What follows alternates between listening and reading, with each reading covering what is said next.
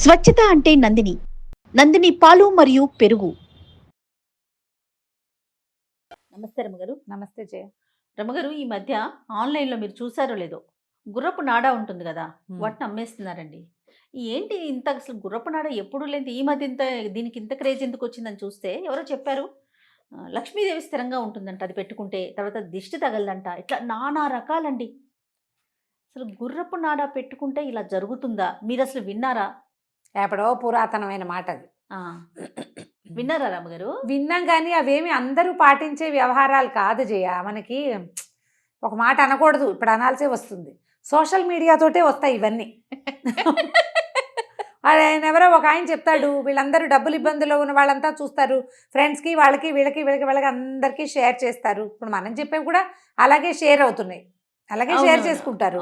Share చేయగానే వాడెవడో అందులో ఆ గుంపులో ఒకడు, వరే ఫలానా వాళ్ళ దగ్గర గుర్రం ఉంది, దాని కాలు నాడా తెచ్చుకుందాం అంటాడు. ఎంతమంది తెచ్చుకుంటారు? ఎన్ని గుర్రాలు, ఎన్ని గుర్రాలకి ఎన్ని నల్ల గుర్రాలు ఉంటాయి, ఎన్ని నల్ల గుర్రాలకి వెనకాల ఎడంకాలు ఎన్ని కాళ్ళు ఉంటాయి, ఎన్ని గుర్రాల కాళ్ళ నుంచి నాడాలు పీక్కుని మనం అందరం పెట్టుకుంటే మనం లక్ష్మి అవుతాము, లక్ష్మీదేవితో సమానం అవుతాము. నువ్వేం పని చేయవు, వ్యాపారం చేసుకోవు, నీకు అంత అత్యాశ ఏమిటి? కోటీశ్వరుడివి ఎలా అవుతావు? నువ్వు 1000 వచ్చేవాడివి 1,00,000 కావాలని ఎక్స్పెక్ట్ చేయి. 10,000 వచ్చేవాడివి 25,000, 10,000 25,000 జీవితం నుంచి కోటీశ్వరుడి జీవితం నీకు ఎలా వస్తుంది? దానికి గుర్రపు నాడ కాదు, గుర్రపు మెడగట్ చేసి పెట్టుకోమంటే పెట్టుకుంటావా? మనం పెట్టేసుకుంటామండి. వచ్చేస్తుందంటే కనుక నిజంగా ఆలోచించేస్తారేమో, కానీ దాని వెనకాలన్నది ఏమీ చేయలేకపోతాం. మీరు అన్నట్లుగా కష్టపడటమా, ఏం చేయాలి, ఎలా ముందుకెళ్ళాలి, ఎలా ఆలోచన పెట్టాలి? పైగా దానికి ప్రత్యేకం నువ్వు రాసిచ్చిన ప్రశ్నలోనే ఉంది. నల్ల గుర్రం తాలూకు ఎడమ వెనకాల కాళ్ళల్లో ఎడమ అది ఎన్ని, పైగా గుర్రపు నాడ అంటే ఏమిటి? గుర్రం కాలికి గిట్టలు ఉంటాయి కదా, అవి అరిగిపోకుండా వాటికి బాధ కలుగుతుంది, తొందరగా అవి పాడవుతాయి.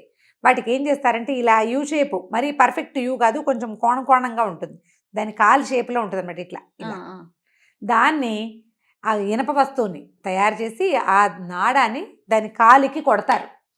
అబ్బా, గొడ్లకి ఎడ్లకి వాటికి కూడా నాడాలు కొడతారమ్మా. అవును, ఎడ్లకు కూడా కొడతారు. అవి ఏంటంటే బాగా పని చేయగలుగుతాయి, ఆ గిట్టలకి ఇబ్బంది లేకుండా ఉంటుంది. గుర్రాలకు కూడా కొడతారు. నొప్పి అనిపించదు ఎందుకు ఉంటుంది? నొప్పి పుట్టదా? మన కాల్లోకి ఏదైనా మేకులు పెట్టి కొడితే మెల్లిగా అది మానబట్టాక అది తిరిగితే దానికి ఈజీగా ఉంటుంది, గిట్టలు పాడవకుండా ఉంటాయి. కానీ దానికి బాధపడుతూ కొట్టించుకుంటుంది చచ్చి చెడి. మరి పని చేయాలి కదా పాపం. అది దాని పని చేసే క్షమత కోసం మన వాళ్ళు కనిపెట్టిందే గుర్రపు నాడ. గుర్రానికి పుటకతో నాడా లేదు కదా. మనం గుర్రాలని వాడడం మొదలుపెట్టాక వీటితో పని చేయించాలంటే ఇట్లా ఎక్కువ ఇలాంటి చేస్తే దాని పరుగు, దాని గిట్టలు అరిగిపోకుండా ఉంటాయి, గిట్టల్లోకి అవి ఇవి గుచ్చుపోకుండా ఉంటాయి అని చెప్పి ఇవి కొడతారు. కాలు గిట్టల్లోకి ఏమైనా దిగిపోతాయి పాపం, అందుకని కొడతారు. ఇవి కూడా కొంతకాలానికి అరుగుతాయి, బాగా అరిగిపోయి దానికి ఇబ్బంది అవుతుంటే మళ్ళీ దాన్ని నేల మీద పడేసి లాగుతారు. దాన్ని తీసి, అబ్బో ఎంత బాధపడుతుందో ఆ జంతువు పాపం. హాయిగా ఎట్లా ఉంటుంది? ఎంతో కొంత బాధ ఉండదు. అది నొప్పో అని అరిచరిచి నీకు చెప్పలేదు కాబట్టి ఒరే మీ మొహాలు మండా నన్ను వదలండిరా మీ ఎమ్మకడుపులు కాలా అని అది తిట్టట్లేదు మన భాషలో, దాని భాషలో అది ఏడుస్తుంది. మెల్లిగా బాధ తగ్గుతుంది, తర్వాత మెల్లిగా పని చేయగలుగుతుంది. ఇప్పుడు అలాంటి గుర్రాల తాలూకు ఓ కాలుది తెచ్చి ఇంట్లో పెట్టుకుంటావు అంటే నువ్వు గుర్రం కాలుది తీయద్దు. పైగా ఆన్లైన్ అమ్మకాలు అంటే వాడు గుర్రాలవే తెస్తున్నాడా, వాడు ఊరికే వస్తువు తయారు చేసి అమ్ముతున్నాడో నీకు తెలుసా? యూజ్డ్ వస్తువు పెట్టుకోవాలని చెప్తున్నారు. ఏమో నేనైతే నిజంగా చెప్పద్దు, నేను భగవంతుడి మీదే విశ్వాసం ఉంది నాకు. దేవుడికి ఏదైనా పూజ చేసుకో, ఎవరికైనా సహాయం చెయ్యి, నీ వల్ల చెడు జరగకుండా చూసుకో, నీకు భగవంతుడు సహాయం చేస్తాడు. కాలం నీ వెనకాల నిలబడుతుంది. ఒక నాడా తెచ్చి పెట్టుకుని నువ్వేదో చేస్తే ఎలా అయిపోతుందో చెప్పు. గుర్రపు నాడా పెట్టుకోవడం అనేది చాలా పాత మాటే నాకు తెలుసు. దానివల్ల శని ప్రభావం తగ్గుతుందని, దృష్టి దోషం తగ్గుతుందన్న మాటే నేను విన్న. కొందరి ఇళ్లలోనే చాలా రేర్గా ఎవరో చెప్పారని, ఎవరో ఒకళ్ళు. అది యూజ్డ్ అనే విషయం నేను అప్పుడు వినలా నా చిన్నప్పుడు. ఈ మధ్య ఇప్పుడు కొత్తగా ఫేస్బుక్లో స్క్రోల్ చేస్తుంటే మధ్య మధ్యలో ఇవి వస్తూ ఉంటాయి. అవునవును, ఏమో దాన్ని నమ్మద్దమ్మా, అవన్నీ పిచ్చివి, తెలివి తక్కువ పనులు. ఏ గుర్రం కాలు నుంచి ఎంతమంది తీసుకుంటారు? ఎన్ని గుర్రాలు ఉన్నాయి అసలు మనకి? ఇన్నేసి ఇంటర్నెట్లో అందరం కొనేసుకునేలాగైతే ఓ కొత్త వస్తువు ఆ షేప్లో ఉన్న ఇనప వస్తువు తయారు చేస్తారు. ఇంటర్నెట్లో పెట్టేసి అమ్మేస్తున్నారంటే ఎన్ని వస్తువులు తయారు చేశారు వాళ్ళు తయారు చేసి అమ్ముతున్నారు, అంతేగాని నల్ల గుర్రం తాలూకు ఎడమ వెనక కాలిది కాదది. అదే. గుర్రపు నాడ ఆకారంలో ఉండే ఇనప వస్తువుని బయట వాకిట్లో వెళ్లాడేస్తే నెగిటివ్ ఎనర్జీని తీసుకుంటుందని, శనీశ్వరుణ్ణి తగ్గిస్తుందని భావన. నేను ఈజీ మెథడ్ చెప్తా శనీశ్వరుని తగ్గించుకునేందుకు. జ్యోతిష పండితులు కూడా కొంతమంది చెప్తారు ఈ మాట. ఓకే. ప్రతి శనివారం నువ్వు నూనె రాసుకుని ఒంటికి ఇంటిల్లిపాది బాగా నలుగు పెట్టుకుని స్నానం చేయండి. స్నానం చేయండి, చాలా శని తగ్గుతుంది. నువ్వు అది చేయవు, గుర్రపునాడ తెచ్చి తగిలిస్తావా? దాంతో పోతుందా? అంటే ఇక్కడ శ్రమ కదా రమ్మగారు. శ్రమ పని అవి చెయ్యం. ఓ గుర్రందే కదా గిట్ట ఎక్కడో చోట నుంచి దాని కాలు నాడా పట్టుకొచ్చి. ఇప్పుడు ఒకరిని డిస్కరేజ్ చేయటము అది కాదు, కామెంట్ చేయటము కాదు. ఫీజిబుల్గా ఆలోచించండి, సరి అయిన ఆలోచించండి, ప్రాక్టికల్గా. దీనివల్ల ప్రయోజనం లభిస్తుందని మీరు ప్రగాఢంగా నమ్మితే ఒక కొత్త షేప్లో, ఆ షేప్లో ఉన్న వస్తువుని తెచ్చిపెట్టుకోండి. కానీ ఇలా లైవ్ గుర్రాలవి పెట్టుకోవాలనే ప్రచారము తప్పు, వాటి కోసం ప్రయత్నించటము తప్పు. ఒకవేళ ప్రయత్నించినా ఎంతమందికి ఇవి దొరుకుతాయి అనే ఆలోచన చేయండి. ఎన్ని గుర్రాలని హింస పెడితే ఈ జనమందరికీ సరిపోతుంది? అవును, చెప్పు. శని దశ ఉంటుంది మనకి జాతకాల్లో. శనులు అన్ని గ్రహాల తాలూకు ప్రభావాలు ఉంటాయి.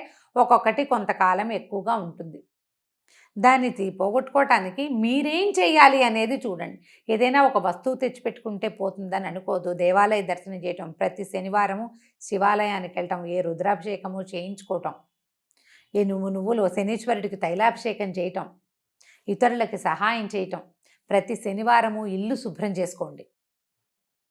ప్రతి శనివారం ఇల్లు క్లీన్ చేయాలి. ఇంట్లో నుంచి చెత్త తెల్లవారేసరికి బయట పెట్టేసేయండి. చక్కగా నువ్వులు నూనె రాసుకుని బాగా నలుగు పెట్టుకుని ఒంటి నుంచి మురికిని పోగొట్టుకోండి.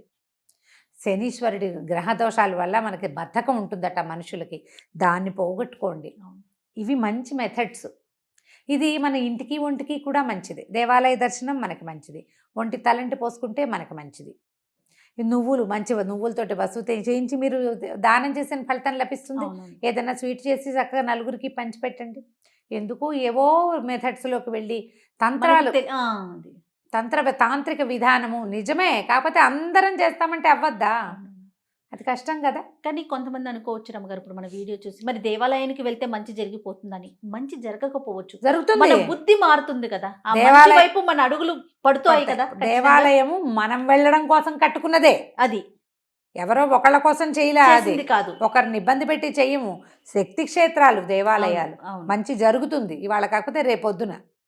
నువ్వు ప్రశాంతంగా వెళ్ళు, కనీసం నీకు మనసులో ఉన్న దిగులు భయం భారం తగ్గుతాయి కదా. అంతే కదా, వాటికి ఆలోచించాలి. అదేనండి, ఆ మంచి వైపు మనం మార్గం పడటానికైనా అది ఒక దారి అవుతుంది కదా. అదో దారి అవుతుంది. ఆలోచించండి. ఏదైనా ఇప్పుడు ఒకటి ఇంట్లో పెట్టుకో, ఒకటి దీనివల్ల దాన్ని అంటే మనకి ఒక ఎనర్జీ, ఒక పాజిటివ్ ఎనర్జీ. జనరల్గా మంచి మాటలే అవి. ఏవో బోల్డని వస్తాయి, గవ్వలు ఉంచుకోండి, అవి ఉంచుకోండి, ఇవి పెట్టుకోండి, గోమతి చక్రాలు పెట్టుకోండి, అన్నీ మంచివే కొనుక్కుని పెట్టుకుంటాం. అదే పిచ్చి కింద ఉంటే ఎట్లా? అవును అవును. దానికోసమని జంతు హింస చేయడానికైనా దిగబడిపోతామని అంటే ఎట్లా? అది తప్పు కాదు, ఆ పని చేయకూడదు. ఆలోచించి వెళ్ళాలి. ఈ పరిస్థితిని పోగొట్టుకోవడానికి ఇదేనా, నేను ఇంకేమైనా చెయ్యొచ్చా, ఏదైనా తెచ్చి పెట్టుకోవడం కాదు. నాలోంచి ఏ దుర్గుణాన్ని పోగొట్టుకోవాలి, ఏ సద్గుణాన్ని నేను అవలంబించాలి అనేది ఆలోచించండి. జ్యోతిష పండితులు మహానుభావులు మంచి విషయాలే చెప్తారు. పాయింట్ మీరేం చేస్తారు దానికోసం, అది మనం కూడా ఆలోచించుకోవాలిగా. ఆలోచించి చేయండి. చూస్తున్న కొందికి వస్తూనే ఉంటాయి రకరకాల ఐడియాలు. అవును, ఆలోచన మార్చండి కొంచెంగా. మనం ఏ కాలంలోకి వెళ్తున్నాం, ఎందుకు వెనకబడిపోతున్నాం, అది ఆలోచిస్తే అప్పుడు మనం ఏం చేయాలో మనకు అర్థమవుతుంది. అవునండి. రైట్ రమ్మగారు, నమస్తే. నమస్తే జయ.